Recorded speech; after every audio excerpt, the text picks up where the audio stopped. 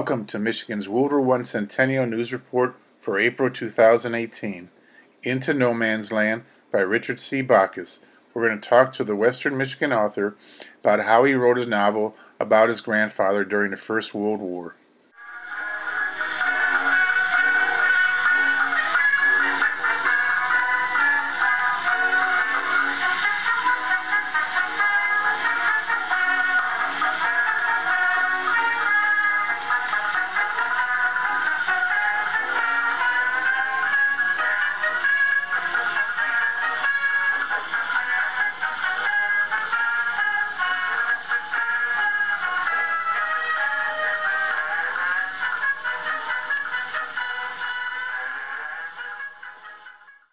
The State Report, April 2018.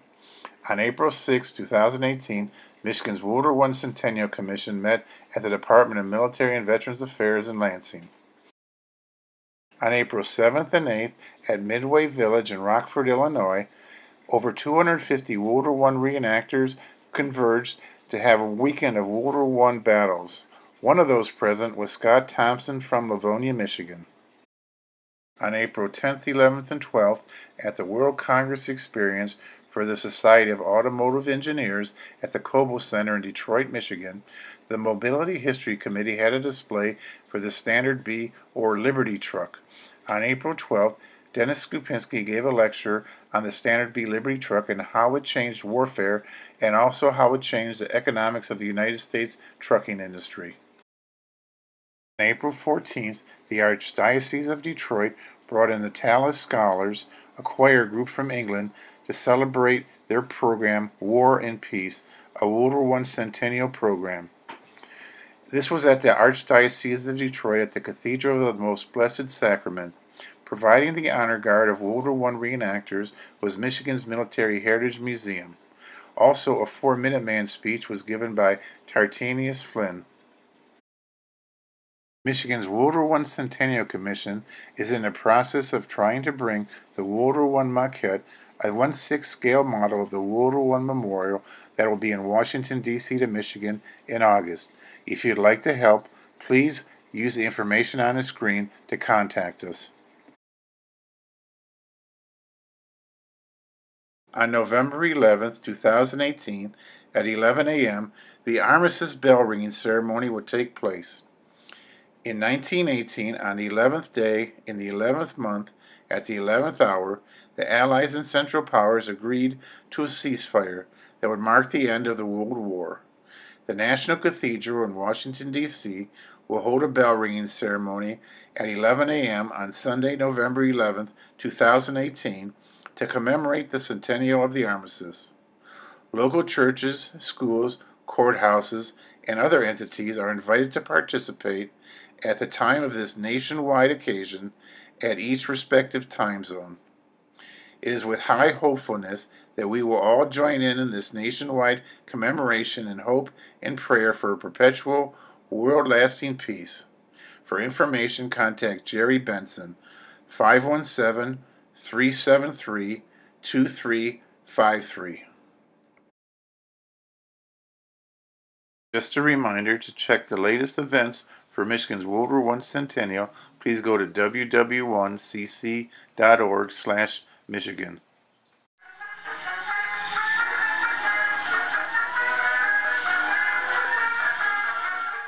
One century ago, April 1918, on April 1st, 1918, the Germans sent an expeditionary force to Finland to get involved in the Civil War, which was happening just like it was in Russia. The Germans hoped to influence the outcome by supporting the white or non-Bolshevik forces. On April 1st, 1918, the Royal Flying Corps and the Royal Navy Air Service were combined and formed the new Royal Air Force. On April 4th, 1918, the British submarine flotilla in Helsinki, Finland were destroyed to avoid capture by the Germans, who were now involved in the Finnish Civil War. For the last 3 years, the British submarines have been operating out of Finland, which is part of Russia, sinking German merchant ships in the Baltic. April 5, 1918. British forces feel the Battle of Auk is the official end of the German Michael or Spring Offensive. Also on April 5, 1918, British forces along with Japanese Marines landed at the Russian port of Vladivostok on the Pacific coast. On April 10, 1918, the Battle of Messines begins. It's the official start of the Germans' Georgette offensive. On April 12, 1918, British Field Marshal Sir Douglas Haig issues Backs to the Wall, a special order of the day. This is because of the success of the German offensive called Georgette. On April 13, 1918, the German Expeditionary Force captures Helsinki. The Finnish government announces that the Germans have arrived at their request. On April 14, 1918, U.S. Army pilot Douglas Campbell became an ace by shooting down his fifth German plane. April 16, 1918, the Germans have continued success with Operation Georgette. This forces the British Second Army to withdraw from the Ypres salient, releasing reserves for the Battle of Liège. Germans reoccupy Passchendaele. On April 21, 1918, the German fighter ace, the Red Baron, whose name was Manfred von Richthofen, was shot down. A Canadian pilot, Arthur Roy Brown, was given credit for the kill, although he was really killed by Australian anti-aircraft machine gun fire. On April 23, 1918, the British naval forces carry out a blocking raid at the canals at Zeebrugge and Ostend. On April 29, 1919, the German government establishes a military dictatorship in the Ukraine region of Russia.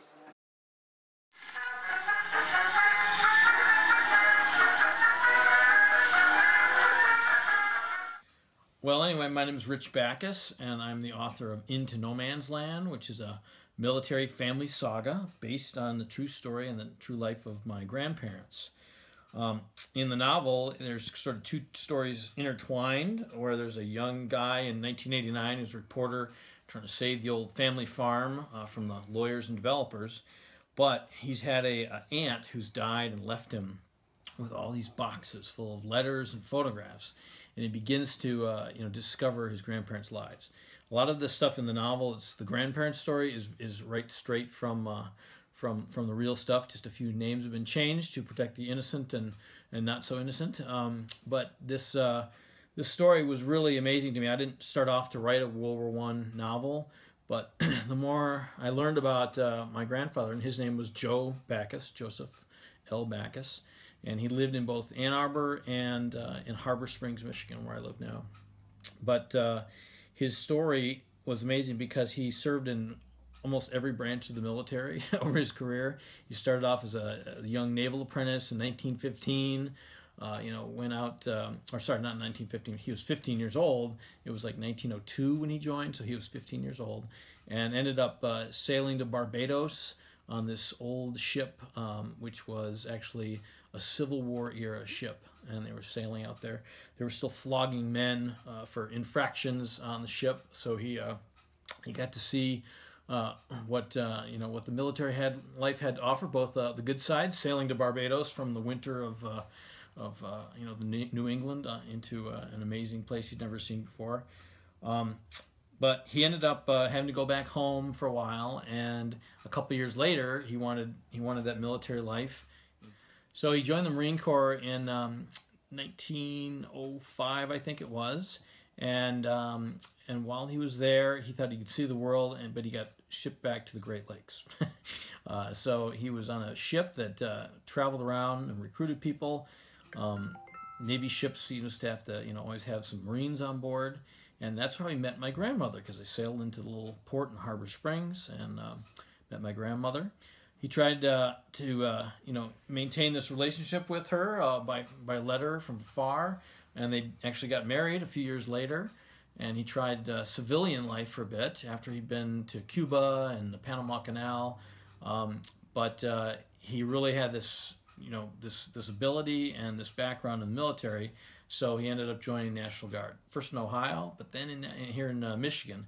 They moved it to Ann Arbor in about 1916 or 1915, and he joined the Michigan National Guard. And immediately they got called up for duty on on the border in 1916 because of Pancho Villa. Pancho Villa's men went and shot up the town of Columbus, New Mexico, and killed a bunch of Americans, as well as some soldiers, and so they were stationed along the border right there.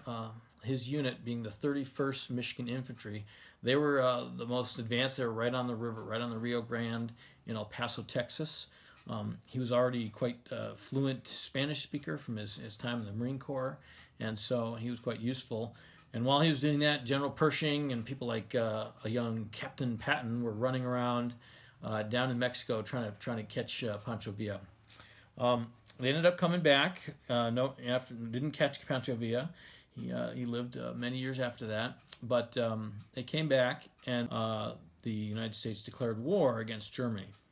So the Michigan National Guard was called out for federal service, and he became part of the 126th Infantry Regiment of the 32nd Division. The 32nd Division was made up of men from both Michigan and Wisconsin, and they were already quite famous from Civil War days. They were called the Red Arrow Division because they, like an arrow, they would point right through the enemy lines and take territory and break through the lines. They had my grandfather Joe, and by this time he was already a mature guy. He was like about 30 years old when the war broke out, and he knew his stuff. And he was the most hated man in his company because he had really strict military discipline, and he trained the heck out of these guys.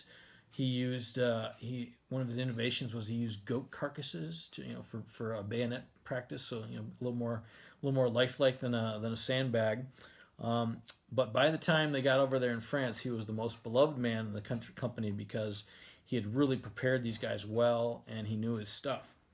So in February of 1917, they boarded the ship, the USS Grant, to head across the Atlantic Ocean and go to France.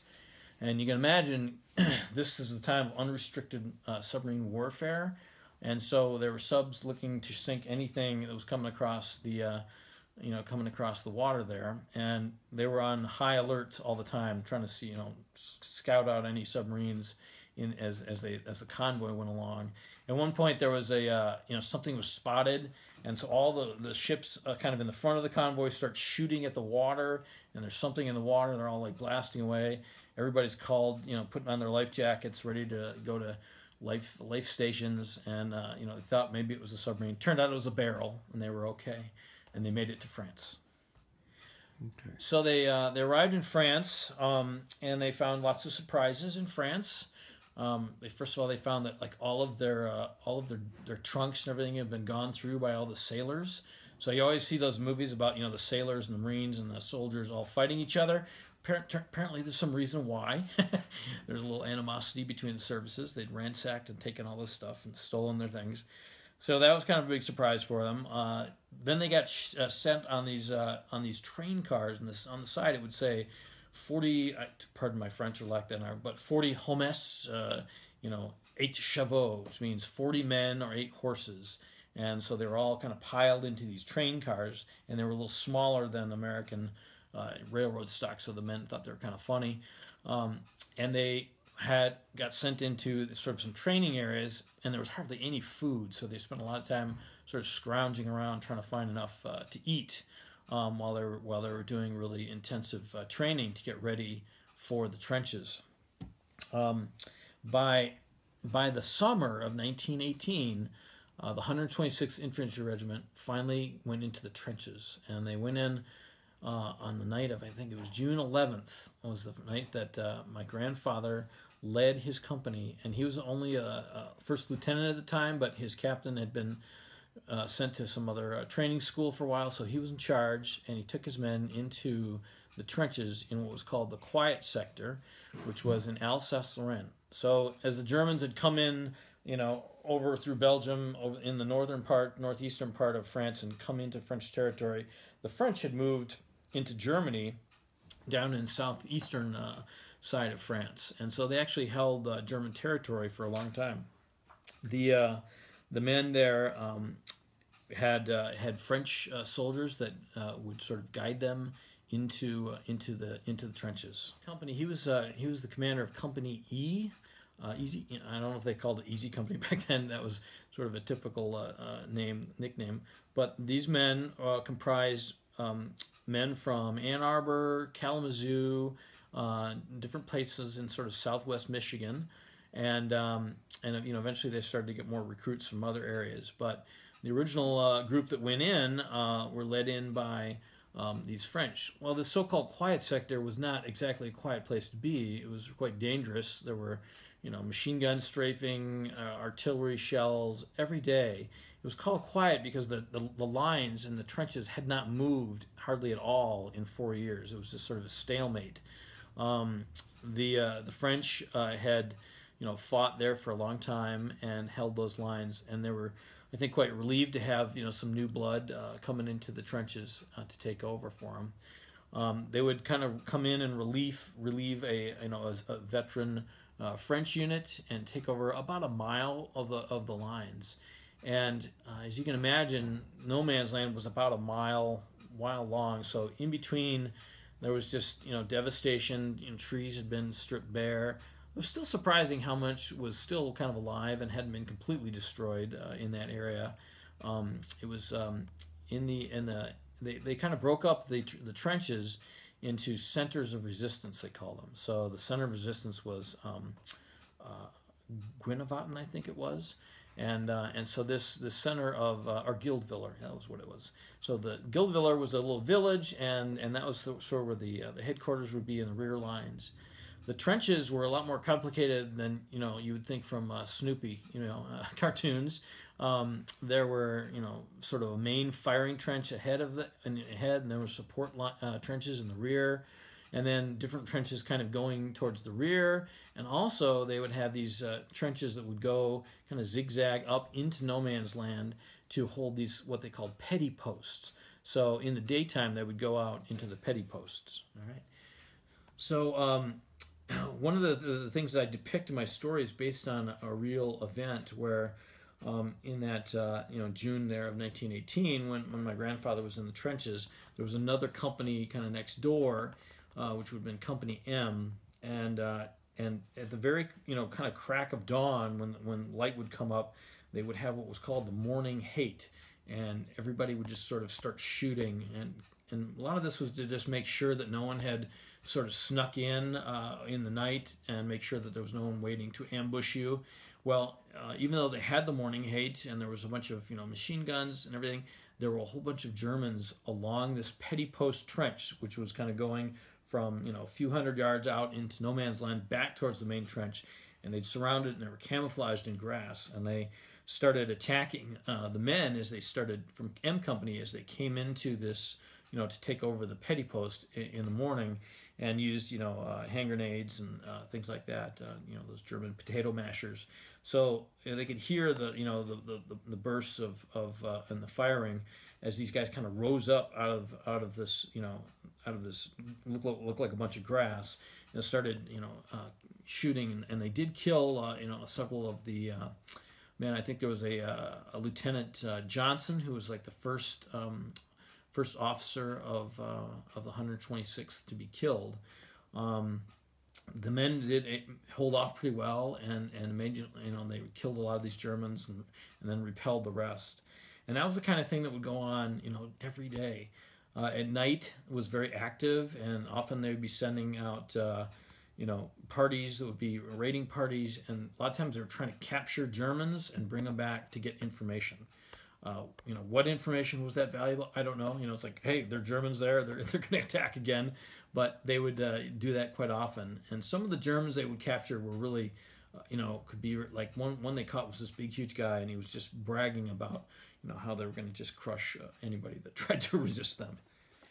So my grandfather, as a company commander, was really quite successful in the trenches. In fact, he was chosen to give a tour of the battlefield and the front lines to General Pershing. When General Pershing showed up one day, I think this was probably in July or so of 1918. So General Pershing comes up, and my grandfather, who was lieutenant at this point, keeps talking to him and pointing things out, and General Pershing keeps saying, "Well, Captain, show me this," or "Captain, tell me this," and he would keep trying to correct the general, say, "Oh, excuse me, sorry, it's Lieutenant, sir," and he tried a couple times to correct him, and finally, Pershing turns to him. He says, "Would you object to being called captain?" And he said, "Oh no, that would quite please me." And at that point, he got a battlefield promotion to captain, and went on to have a full career in the military up through World War II and beyond. He ended up as a colonel, and that's always how we referred to him in our family. It was the colonel. But this moment was pretty amazing because General Pershing was looking for experienced leaders and experienced trainers. There was suddenly this huge influx of new recruits coming in 1918. They were still training. They didn't know how long this thing was going to go on for, and they needed experienced instructors. So in one of those sort of strange, ironic moments of Army, you do a really great job, and you get sent back home. And that's what happened to my grandfather, is he got sent back home to become a bayonet instructor. In the novel, I was really fascinated by what happened to the men of the 126th Infantry Regiment after my grandfather had to go back home. And in fact, the character, I've sort of taken him a little bit further because I really wanted to sort of follow that story into the trenches and into some of the most some of the heaviest fighting of World War One. And it really changed from being this trench warfare, which General Pershing always wanted to get out of, and he wanted to get out into sort of open warfare out in the field. So they were sent to Chateau Thierry, and it was sort of like the World War I version of the Battle of the Bulge. The Germans had pressed about 50 kilometers, of a bulge in the lines towards Paris, and they even had one of these big, huge rail guns that they'd set up so they could, just lob these giant rounds into Paris. They were actually hitting some of the suburbs outside. However, the Americans of both the 42nd Division and the 32nd were sent in along with French units, and there were some like Moroccan units to push these Germans back. And once they got started around July, the end of July 1918, they were very effective, and they kept pushing the Germans back. But then they kind of reached this little tiny river called the Ourcq River. And the Ourcq River is just like a creek, really. But the Germans had, artillery all kind of ranged in, and it was just this small little, slope down to this thing, and this very sort of gentle slope up into the hills where they had some woods, and they were really hard to get out of there.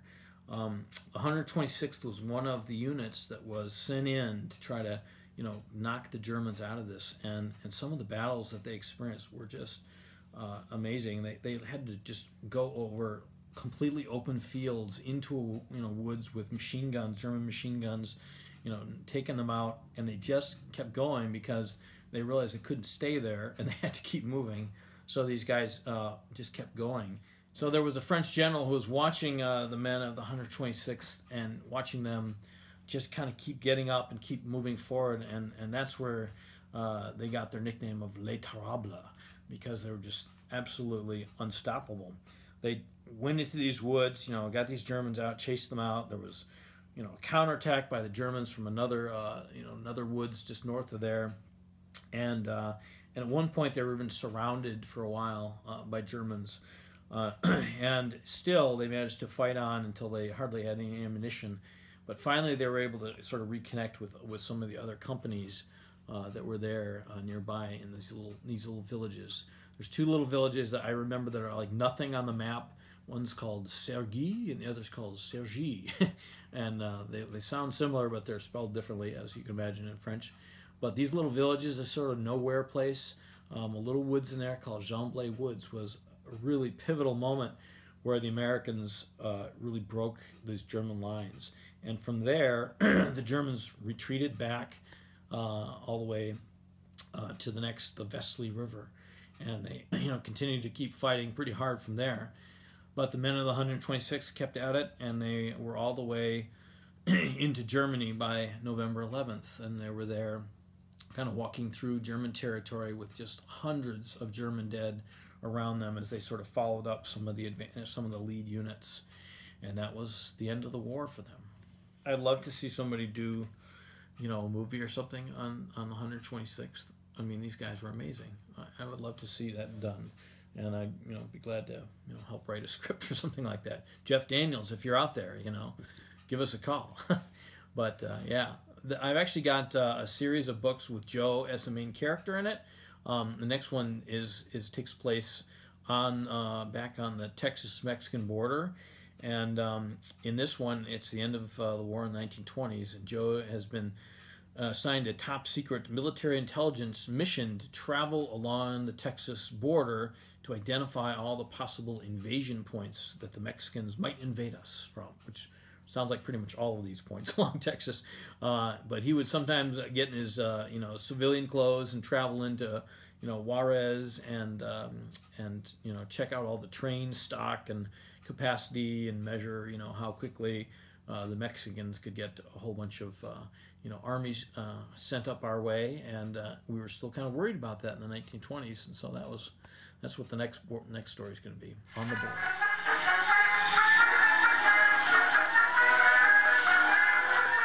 You've been reading all those World War I books and unit histories and things, and how do you think the story of my grandfather and the 126th Infantry, I mean, how do you think that sort of fits within the kind of the breadth of the amazing stories from World War I?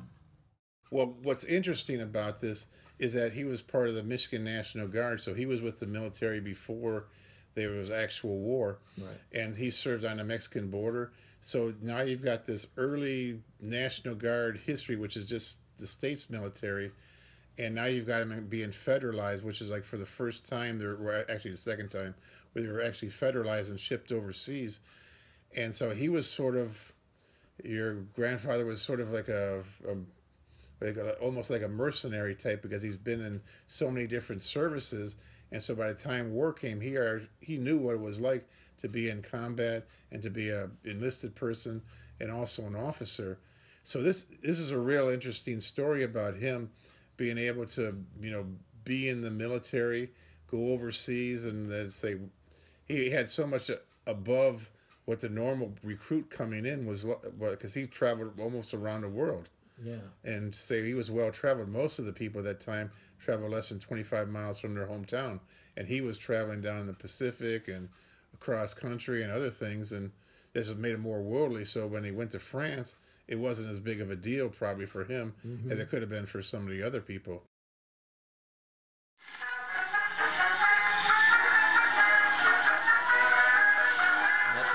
We don't totally get how much an impact of World War I had on America's growing into its place in the world, and that was all because of World War I.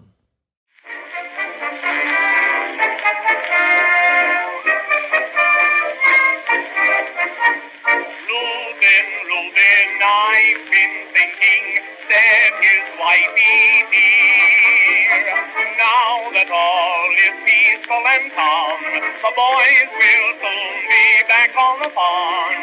Mr. Reuben started winking and slowly rubbed his chin. He pulled his chair up close to Mother and he asked her with a grin, how you gonna keep 'em down on the farm after they've seen Harry? How you gonna keep 'em away from Broadway, dancing around and painting the town? How you gonna keep 'em away from harm? That's a mystery. They'll never want to see a rake or plow, and who the deuce can pollyloo a cow? How you gonna keep 'em down on the farm after they've seen Harry?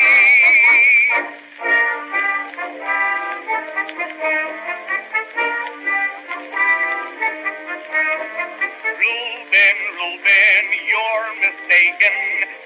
his wifey dear. Once a farmer, always a jay, and farmers always stick to the hay. Mother Reuben, I'm not faking, though you may think it's strange. But wine and women play the mischief with a boy whose looks is changed. How you gonna keep 'em down on the farm after they've seen Paris? How you gonna keep 'em away from Broadway, jazzing around and thinking the town?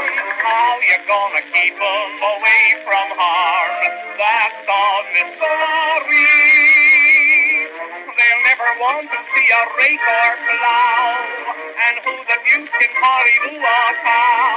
How you gonna keep 'em down on the farm after they've seen Paris? How you gonna keep 'em down on the farm after they've seen Paris? How you gonna keep 'em away from Broadway, jazzing around and thinking the town? How you gonna keep 'em away from harm? That's all mystery. Imagine Reuben when he meets his pa. He'll kiss his cheek and holler, ooh-la-la. How you gonna keep 'em down on the farm after they see